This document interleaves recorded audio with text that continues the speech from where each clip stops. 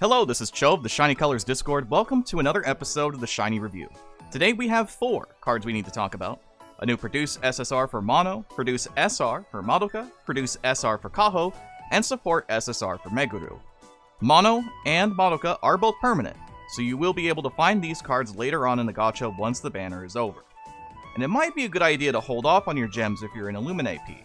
As we learned today, actually, of the day of recording, that Meguru is going to be the next Produce SSR, and she's going to be limited, so you may have an opportunity to find Mano on that banner if you seek Meguru. Our first peek at Illuminate 7 introduces us to Mano, who's a bit of a strange card to be using in today's standards. She's a rainbow-focused unit who can provide memory gauge depending on the situation, as well as her position, and otherwise can help raise your stats a fair bit. By all accounts, she's a very normal-looking Illuminate card, if anything just an outright upgrade to old cards like Mano 2, which isn't really a high benchmark to clear when you think about it. She's certainly not bad, but she can't replace Mano 6 in serious Illuminate teams. Her appeal strength is relatively low, and her passives can appear to be a bit situational, especially if you want to run Mano outside of Illuminate. The biggest benefit is the fact that Mano gives us a new design aspect to consider when we see future units. Will Meguru and Hiyori take this new skill history check? Maybe. Technically, the answer is also yes, at least for Meguru, so we're going to have to see with Hiyori. Mano's roles are maybe a center. She is a buffer, and she has memory gauge boosting. I have a low to moderate recommendation to pulling her. She's not necessarily crazy strong, and there is maybe some merit to her as a center in the near future, but otherwise I think that she's pretty normal and you may just be lucky enough to get her later on. If you don't have any Illuminate cards, she's certainly a good start, but again, if you already have strong cards like Mano 6, then you're a lot less worried about using Mano 7. Mano's initial skill is a Vocal Dance Visual 1.5 appeal that raises your Vocal Dance and Visual by 15% for 4 turns. This links into a Vocal 60% buff for 4 turns. The 3-star version of this skill is a Vocal Dance Visual 2.0 appeal that raises your Vocal Dance and Visual by 30% for 4 turns, and links into a Visual 60% up for 4 turns. Mano's 1-star passive is a Memory Gauge 20% boost as long as Mano is in your skill history. So if Mano has an icon on the bottom left of the screen, meaning that she's already appealed for the turn, this passive can activate, which it has a 30% chance to activate once. Mano has 2 2-star passives. The first is a Vocal Dance Visual 60% up that requires both Hiyori and Meguru to be in your skill history. This has a 20% chance to activate twice, and this also unlocks a Vocal Dance Visual plus 30 uncap. The second passive is a Memory Gauge 30% up that requires Mano to be in the center position, and it has a 50% chance to activate once. Her 3-star uncap is a Vocal Dance Visual plus 50, and her 4-star uncap is a Vocal Dance Visual plus 60. Her memory appeal when maxed out is a Vocal Dance Visual 50% buff for 5 turns that links into a Vocal Visual 2.0 appeal. For the support recommendations, Illuminate have a somewhat recent lineup of supports that Mano can capitalize on. Kaho here more or less represents the Rainbow Hokura supports as a whole, but you can possibly get away with Kaho and Natsuha if you focus on dance. And if you go that route, you may also consider Juri for the build. Kogane is a strong pick as always in the current meta, and cards like Amana can be helpful too. The alternatives here are meant more to represent possible paths rather than a concrete list, because Mano's skill build is so flexible.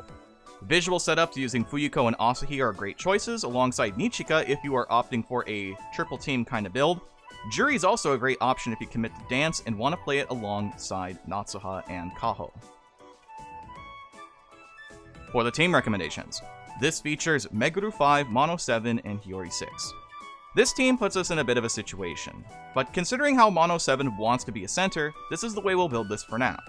The advantages of this team is we can continue to stay flexible, we have a very reasonable amount of memory gauge boosting thanks to Mano herself, and the additional produce cards you bring along can help determine what type of team you want to play along with this.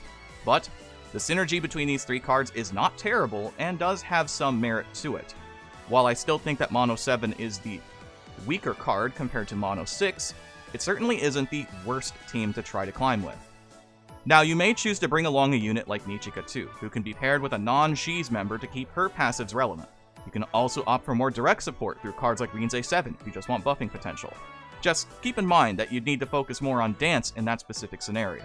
Antika has solid recent options to help play into the Daikichi metagame right now, including the Kogane support herself, with that being another route that has some potential. Now, onto the grades. You could maybe argue an A, but I just think that the usual issues of these types of memory appeals rears its ugly head again, and now you have 3 stats that you have to juggle, which then you only use 2 of those stats to even appeal with. I kind of get what the point of this is. It's meant to be that her memory appeal is supposed to be reminiscent of her first SSR being a vocal visual, so the Link appeal being vocal visual is the callback, but it still feels really underwhelming to buff a stat that doesn't help the Link appeal as much as you hope. Now, maybe if Tri-Stat was supported a little bit better, we could see this grade go up, personally, but for now, I think this is perfectly fine where it is. For the record, I still think B is playable, but it's not necessarily going to feel crazy strong. Now, as a unit, she gets a B+ to an A-. Mano is honestly, despite everything, not all that terrible. If you specifically play her as a center, that's your easiest 50% memory gauge of your life, which can offset a bad tension start with virtually 0 setup. As long as you can balance around using a Mano appeal, then using the Meguru and Hiyori to get the stat buffs, you're in a good spot. Outside of this, her passives requiring certain appeals to have been made is actually kind of cool, and I look forward to seeing this type of design more going forward, which we're going to be seeing very soon here. If you have Mono 6, I would say this is a pretty easy skip. If you lack limited Illumine, she's a very solid option. And again, we've got something to look forward to real soon, so Mono's not bad if that's your big commitment. Next up, we have Madoka.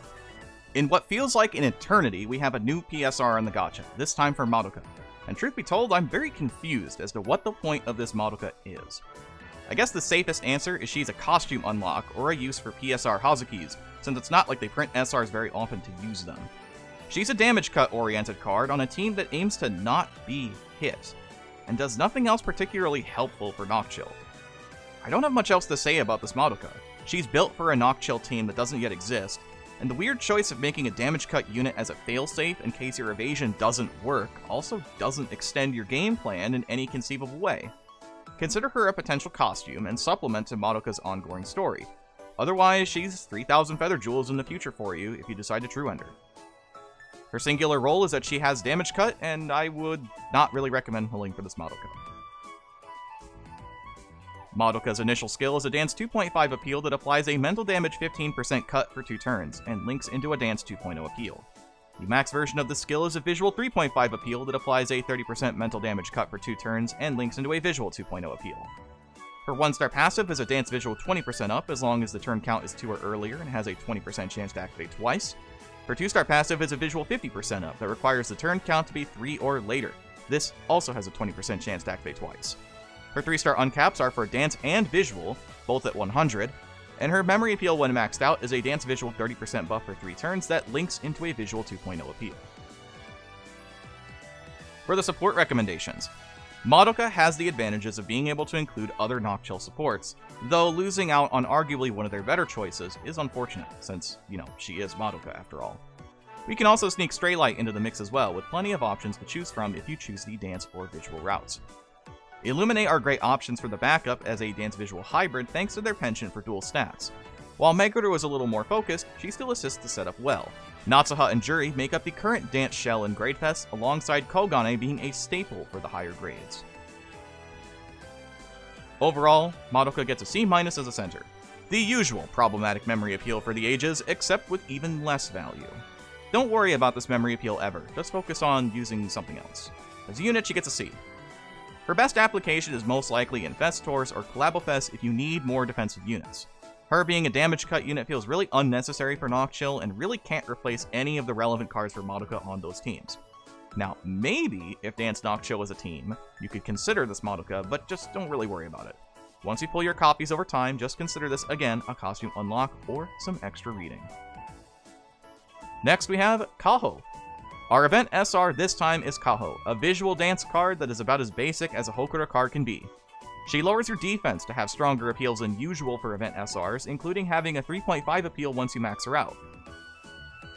Her passives are not particularly powerful, but that's to be expected. Much like what we said about Madoka is true here. This is a nice costume unlock and some supplemental story for Kaho. Both SRs this time have those nice stories attached to them, so consider them both as supplemental to the lore as per usual.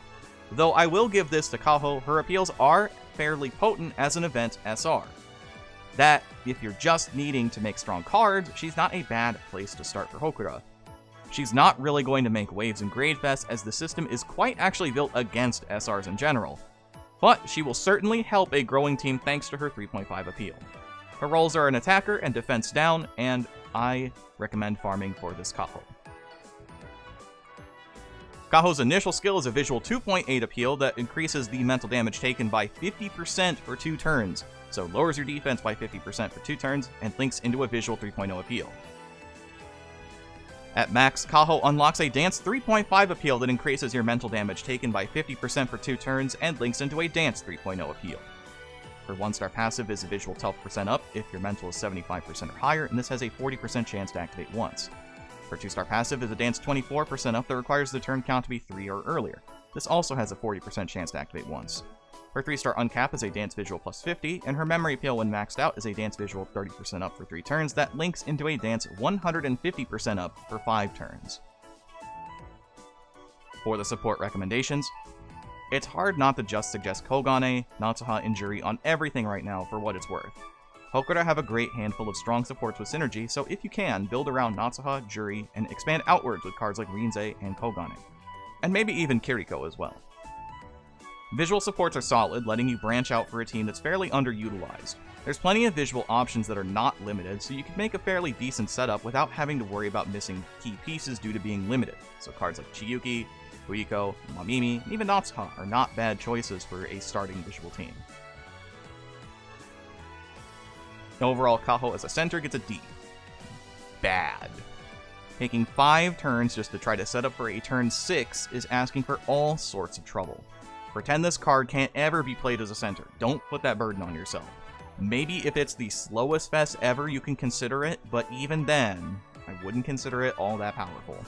As a unit, she gets a C+. The plus mark is because she can hit fairly hard thanks to how her appeals are without much setup, and the fact that she's free. You don't even have to pull for her. Again, she's no world-shaking event SR, but if you just need someone that can hit hard, a free 3.5 dance appeal really can't steer you wrong if you're just getting started with Hokura. It's a nice costume unlock with some extra story along with it. And lastly, we have our rerun card, Meguru. Reviving from her forgotten age of 2019, Star and Do by Me gives us back this Meguru, one of the few occasions of a support whose design was used by another SR at the time. This Meguru is quite frankly old, meaning that her relative power is very low compared to even modern supports, and most likely won't be turning heads anytime soon. Her masteries being backwards doesn't help, and overall her passives are a bit too weak for practical use. You get her for the story supplement to the event, and then you kinda just box her. Her support skills are Idol's Bond, Promise Recovery, and Rest Boost, and she has 2 unique support skills, Vocal Mastery Dance, and Dance Mastery Vocal, both reaching +9 at level 80. Her support appeal does scale, starting at a Vocal Dance 1.5 at level 1, becoming a 1.6 at level 60, and working its way up to a 1.8 at level 80. Her TFD idea is Dance, her Insight token for Grad is Dance, and her proficiencies and landing point are in Vocal and Dance. Meguru's 1-star passive is a Vocal Dance 12% up that requires the turn count to be 3 or earlier, and has a 30% chance to activate once. Her 2-star passive is a Vocal Dance 20% up that requires the star count to be 9 or less, and has a 30% chance to activate once. Her 3-star uncap is a Vocal Dance plus 50, and her 4-star appeal is a Vocal Dance 2.0. Her event passive is a Vocal Dance 4% up that requires Meguru on your team, and it has a 40% chance to activate twice. Meguru gets a D to a C-. Bad. Trying to mix the rooms has almost never worked well, and Meguru's passives are not really going to do a whole lot for you. While they're certainly usable, the strength is low, and most teams will outright ignore them in builds if you are picking this Meguru.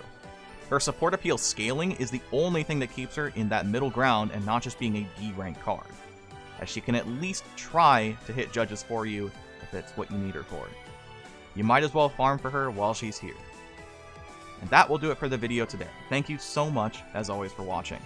Next time we'll be talking about the upcoming banner, which features a new Produce SSR for Meguru and Support SSR for Toru. And we know the event SSR is going to be a Hiyori, I believe. So, let's look forward to those 3 cards together. And I've got at least one more video that I plan to get done in the next couple of days, so let's look forward to that as well. Till next time, I've been Cho. Thanks for watching. Have a wonderful rest of your day.